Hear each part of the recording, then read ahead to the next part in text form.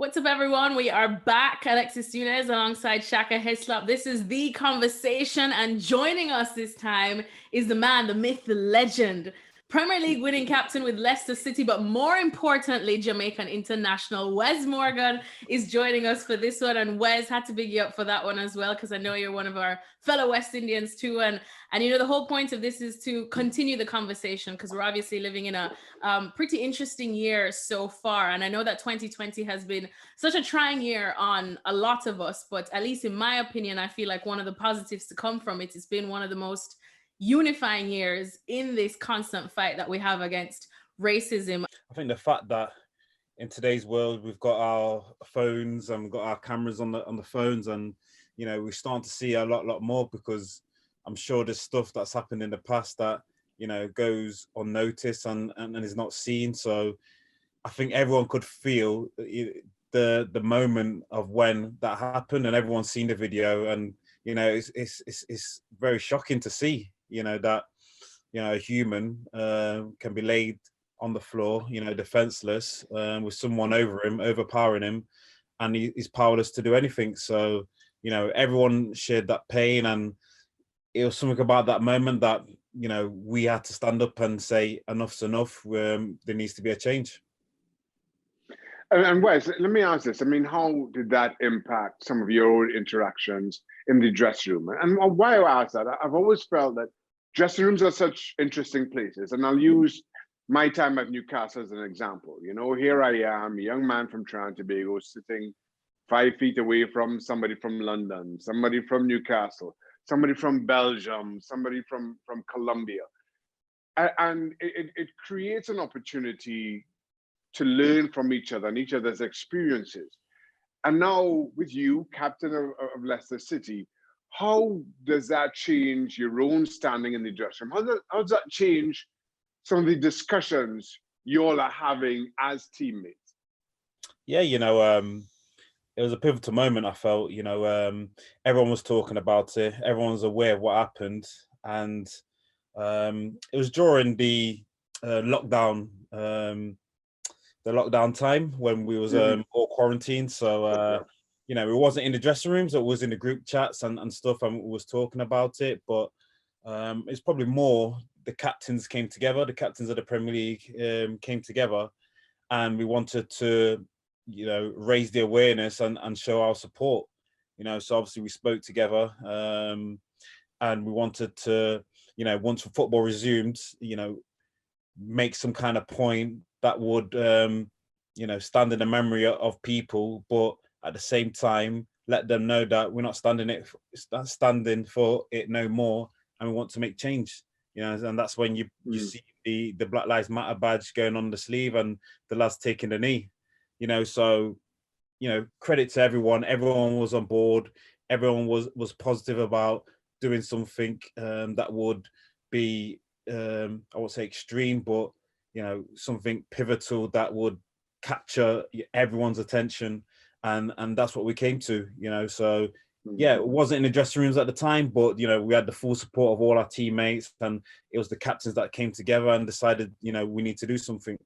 That's interesting. I really didn't know that so much is going on behind the scenes with the captain specifically. I remember Ben Mee speaking out after that plane flew over the Burnley ground with White Lives Matter, and how forcefully he was, and how much it connected with the viewing audience. That being said, now, what's next? What's the next step? Yeah, well, you know, we'll continue to take the knee, which is something that we feel passionate about. And I'm a part of a couple of groups. You know, I work in a group with the Premier League, which is the players, BAME players group that is there to actively try and make changes within the Premier League to improve equality and diversity that we experience in the game. You know, so on that panel is the likes of Julian Lescott, Ian Wright, Troy Deeney, you know, Shola Amiobi. We all come together along with some coaches and managers on there as well to highlight issues that are in the Premier League and address them and make positive changes. You know, so there's things going on behind the scenes that you might not necessarily have heard about or aware of, but we are trying to make that active change, and with the type of people we've got in groups like that. And also I'm in another group with the FA, which is a diversity steering group, and we've recently launched a equality code that all clubs are signed up for, which is to improve diversity in the workforce and change in their corporations. So there's a lot of positive things happening, and I think the main thing is to stay on it, not let it settle and fade away. We want to keep pushing until we see real change. Let me ask this, and sorry, Alexis, you raised something there, Wes, about taking a knee and the Black Lives Matter patches on the arms. Now, I've spoken to a number of people about this, and before I give you my opinion on it, you're the first active player I've had the opportunity to speak to about it. How do you feel about it? Is it just symbolic?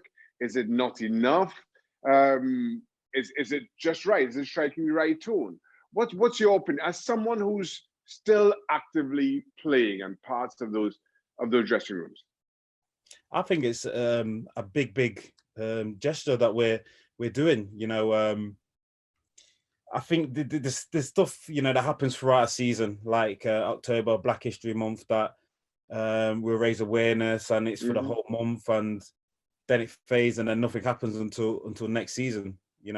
Where we came together and think, right, what can we do? And we was very passionate about it. So the first couple of games, we had, instead of our surnames on the back of the shirt, we had Black Lives Matter on the back of the shirt. So first of all, we wanted to make that initial statement. And then afterwards, we wanted something permanently on the sleeve, which was the Black Lives Matter badge. And for me, it's constantly reminding people, not like-minded, about what is happening in the world today, the situation we're in. And it's something that they won't forget. With the Black History Month, it's great. But at the same time, it happens and it's forgotten. And then no one thinks about it until next year. This is a constant reminder. I'm watching the games on TV and people are taking a knee. I can hear the commentators saying, that the players continue to take the knee in the fight for Black Lives Matter and social injustices, which is fantastic. And every time that's happening, you're constantly reminded, and so until we see real change, that will continue. That's the thing. I think that we just have to keep hammering that point forward until we actually can see the changes. And I mean, as I said, these things are nothing new. Societies are built literally on racism. Countries have been built on racism and of course the slave trade and whatnot. So it's definitely something hard to eradicate overnight or even in a year. But I still, as I was saying, I mean, it's interesting to hear how all these things have been working behind the scenes, as you said, for you guys. Do you feel like this time it's different? Like, do you feel like we're onto something here? We're onto real change? Because as you said, it's something that many players have spoken out before. I've spoken to Premier League players as well about certain instances that they have felt on the pitch. Shaka as well has told his experiences. And I remember one of them even told me, what's the difference if I talk about it now? They just kind of, he's like, I just sweep it under the rug just because what's going to come of it now? And that almost broke my heart. So for you, do you feel like as a sporting community that we're finally onto something now? Yeah, I feel, from my personal experience as well, when I first came into the game, the experiences the racial experiences I received, growing up, playing some grounds like Millwall, for example, how you used to hear it from the crowd to me and my teammates. And the attitude then was to, ignore it, sticks and stones will break my bones, but words will never hurt me. These type of things where we've come from then to now, we don't have to accept that. We don't have to just, ignore that. Yeah, let's let our feet do the talking and score a couple of goals and shut them up that way and just ignore it. Now we can stop the game and say, hold on, referee, this guy's saying something. He'll bring that incident to the attention of the correct officials or the stewards, and that person will be ejected from the game and there'll be consequences. So the changes I've seen so far is we don't have to stand for it no more. We can actually actively do something about it, and it's time to change now. There's keyboard warriors, there's people on social media that hide behind their screens, their phones, their computers, and say all sorts of stuff and thinking they can get away with it. And this is one of the things we're working on in our groups to try and change. These people need to be identified and be accountable for their actions. And we're working and speaking to various social media platforms to try and track down these people and make them accountable for their actions. So yeah, it's like you said earlier, countries are built on racism and the slave trade, and things won't change overnight, but at the same time they're steadily, slowly moving in the right direction, and it's not going to happen straight away, but hopefully we'll get there if we keep pushing. And now I want to touch on social media in a bit too, but also one of the things, since now it's been a couple of months since I guess we've started seeing a lot of change since the George Floyd incident. From speaking to other players now, in terms of on the pitch, because like I said, we'll get to social media in a sec, but do you feel like they expressed to you, or just speaking to your friends, that there's more of a sense of comfort going out there and playing once they come into the face of these kind of racist attacks? That I'm sure probably when Shaka was playing, he didn't feel that comfort. He felt like he just had to deal with it on himself, and by dealing with it was sweeping it under the rug, turn a blind eye, let the ball do the talking. Do you feel like now they feel like they have more of a backing? Yeah, at the end of the day, players want protection and deserve protection, in all sense of the word. So the fact that an individual in the crowd can shout something and, used to get away with it, won't happen anymore. We can highlight that, like I've already said, and bring the attention to the stewards, or the clubs can look at the cameras and find the individual, and they'll get lifetime bans, for example. And with social media also, players receive all sorts, death threats, racism. Even recently I saw the guy who got sent off, Pepe for Arsenal. Pepe, yeah. Yeah. The amount of abuse he got is absolutely ridiculous. But there's stuff that you may receive in your direct messages that won't get highlighted. And the Premier League have launched a online reporting system. So literally all you have to do is save the message, take a screenshot of the message, send it to Premier League, and their lawyers, their team will look into it, track down the individual, and the right consequences will happen to that person. So things like that are positive changes, where we don't have to accept it. We can do things about it now. That's a tough sell though, in that, social media is universal by its nature. A lot of people can hide behind screen names, and so that becomes or will be a real challenge for the FAs to police. Is there something more that you think these social media platforms can and should do? Yeah, absolutely. They need to take responsibility also. I think it's too easy to sign up and use a fake name and fake details to have a profile, for example. If they were verified via maybe their credit cards or some type of ID, these people will think twice about just saying whatever they want on social media platforms, and this is the arguments we sometimes having with the social media platforms. They need to do more to verify these people, so when the stuff like racism happens, they can be easily identified and be banned off that platform. And there's things like IP addresses, getting a bit technical, IP addresses, which basically means like they can't just go and set up another profile. They'll have to get a whole new computer and things like that. There's loads that they can do. It's just them wanting to do it and putting their time and money into it, which we feel they should. And by the same time, on the other side of that same coin, you have players like Raheem, Sterling, Marcus Rashford, who are using social media with such good effect to raise issues, to challenge some of these stereotypes that you see, not just on social media, but in print media, for example. You saw Marcus Rashford challenged the Daily Mail recently around one of their headlines. Is that something you see players doing more of, using their platforms for social good and challenging some of these social stereotypes? Well, that's what it's there for, you know.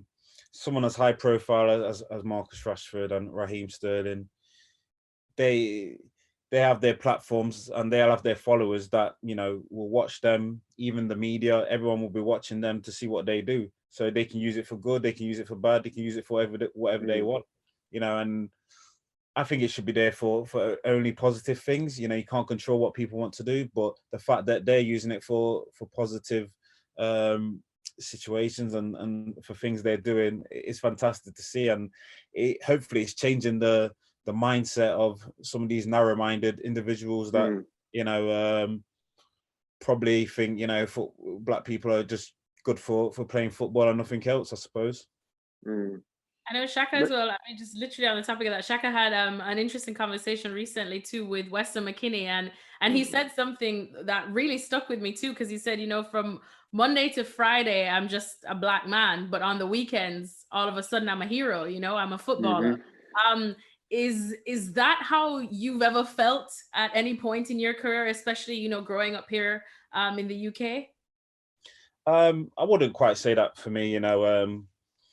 Obviously playing in the Premier League, as Shaka knows, you're very high profile, and every day you're in that limelight, I suppose. So, you know, it's not as if I go to a 9 to 5 and I have a normal week, and then at the weekend, you know, I put my boots on, and that's the only time people are watching. People are watching you 24/7 now. So, you know, you always feel that microscope over you. People are watching. So, yeah, I suppose it's different for other people, you know, and the type of work they do, the type of level they're at. Every individual have their own situations, I suppose. Wes, you're far too modest. I see you as a superhero, right? Let me just put it out there. Exactly. You are one of 3 black captains to lift the Premier League trophy, alongside Patrick Vieira, Vincent Kompany. That's pretty esteemed company. That's superhero company, if you ask me, Wes. Congratulations. Well, thank you for that, Shaka. You know, it wasn't easy. Well, coming from, you know, the levels I played at to eventually get in the Premier League was just a dream in itself. So to take it that one step further and to actually get your hands on the trophy and to win the Premier League is something I never imagined would be possible. So each and every time I come across them images of me with the trophy, you know, it's yeah, it gives me a great feeling. Look, you've earned that cape and you wear it well. But let me ask you this, because now that you are a superhero, and it's something you raised earlier about players on the field and having to deal with racist abuse on the field, and you expect that the authorities are going to take action, are going to protect you, and if something is said, they're going to do something about it. But oftentimes, and over the last 2 or 3 years, we've had these incidents and these issues where players have received racist abuse and not a lot has been done about it, and there have been continued threats and calls for and discussions around walking off the field. As a captain, as a black captain, given everything that you've achieved, if that became an issue with either you or one of your teammates on the field, is that a course of action that you're prepared to take? I think there'll be steps. I think the first step would be to stop the game and highlight the individual or the crowd and make the stewards go over there and try and find the individual or stop the chanting or whatever it is, you know, and the game will continue.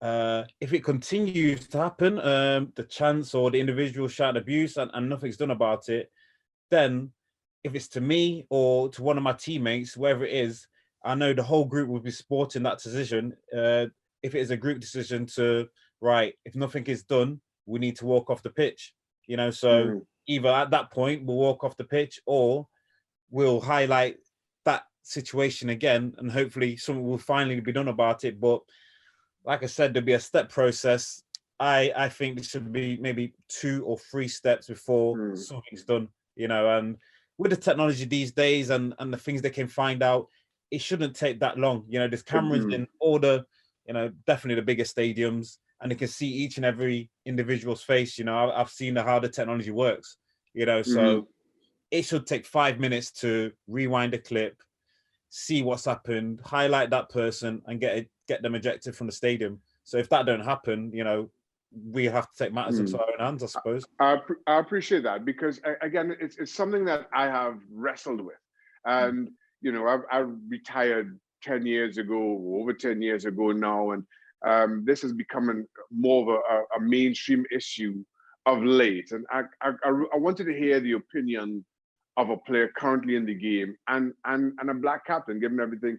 So I appreciate your honesty and your foresight, because it really, even just as a footballer, never mind as a captain, as a footballer, the instinct is to stay there and fight it out.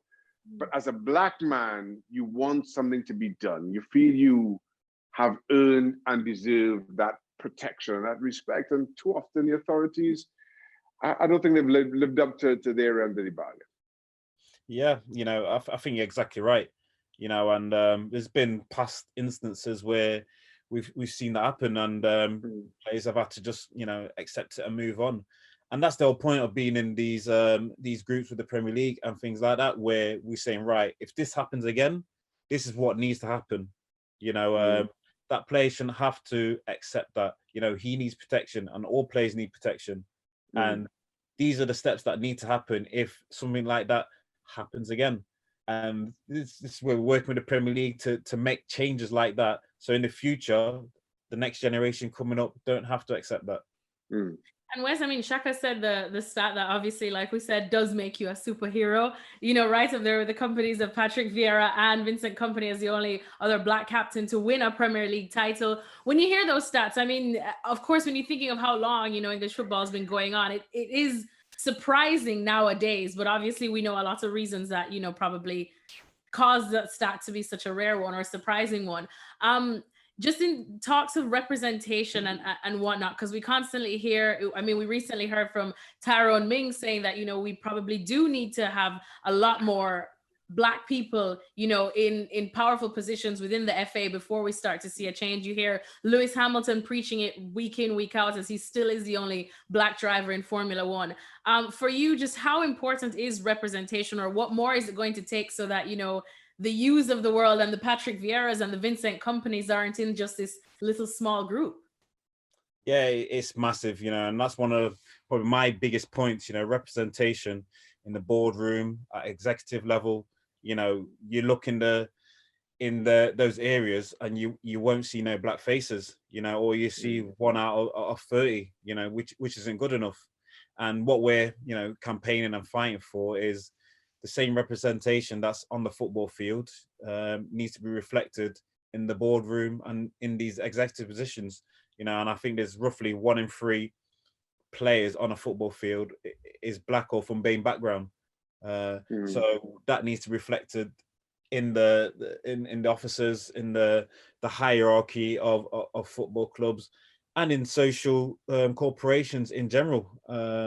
So this is one of the things we're trying to make a change about. And Paul Elliott at the FA, he's obviously drawn up the racial equality code and what the clubs have signed up for, and some of the targets in there is changing the representation in boardrooms and in the executive positions of football clubs. So there's targets, there's timelines, and we want the clubs to be working towards, when they're interviewing and making certain positions available, interviewing people of BAME background, Black people, for the chance to and the opportunity to maybe get that role in position and make the changes in the boardroom. Because at the end of the day, I think Raheem said it at some point that when he looks upstairs, you don't see no one of his face, of his color up there, and there's nothing to aspire to, which is really sad. So this is one of the things we're really keen and hard on working with the Premier League and former and current players to try and make that change.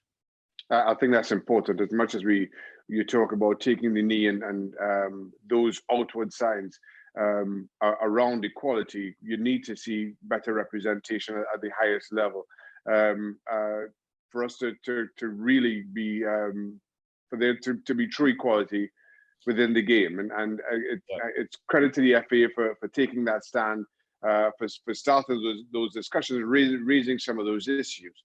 But if I were to ask you, what is a realistic timeline for some of these issues? Can you offer one? Some of the targets I've seen is 2023. And I'm sure you can find that out for yourself as well by looking at the code. So I think it's important to say as well, we need to see the clubs working towards these targets. So they need to be transparent and presenting their reports and their recruitment process for us to see and analyze, and making sure they stick to what we've agreed. So yeah, it's not going to be a quick change. Staff turnover in some clubs are really slow. So the opportunities don't come up that often. I think what we're asking for is, when our opportunities come up, making sure a certain amount of candidates that are interviewing for that role are from BAME background, and we want the right person for the job. First and foremost. So if they're qualified, they come across the right way in the interviews, why not give them the job? Listen, clubs are given a certain timeline around FIFA financial fair play regulations and fines to go with it. I don't see why this can or should be any different. Clubs when they break financial fair play regulations, it costs clubs millions, but somehow when they're guilty of or fans being involved in racial abuse, the fines are minuscule by comparison. So there's a framework there, and I think it just needs the impetus from guys like you to continue doing that work behind the scenes. Thank you very much for those efforts. Yeah, that's we're all working towards the same goal, and yes, for me, it's just making sure the generation coming up don't have to go through the struggles and the heartache and all the hard work of what we've had to go through, and when they eventually in the same position as me, they can come and turn around and say, I'm in this position now because of the former generation that was before us. Well, Wes, thank you so much, of course, for talking to us. Just listening to all the plans that are going on behind the scenes, although I'm not surprised since you're a Superman on and off the pitch, it definitely has made me feel a lot more comfortable or sleeping better, as we do know that this fight can feel so daunting and overwhelming given the fact that it's been going on for centuries, but definitely feel like we are at least taking a step in the right direction, at least in the sports world. So thank you so much for chatting with us, and we'll let you go put back on your cape and get back to You never took it off. Jamaican color cape. It's getting a bit dusty now. I'm getting a bit too old for this.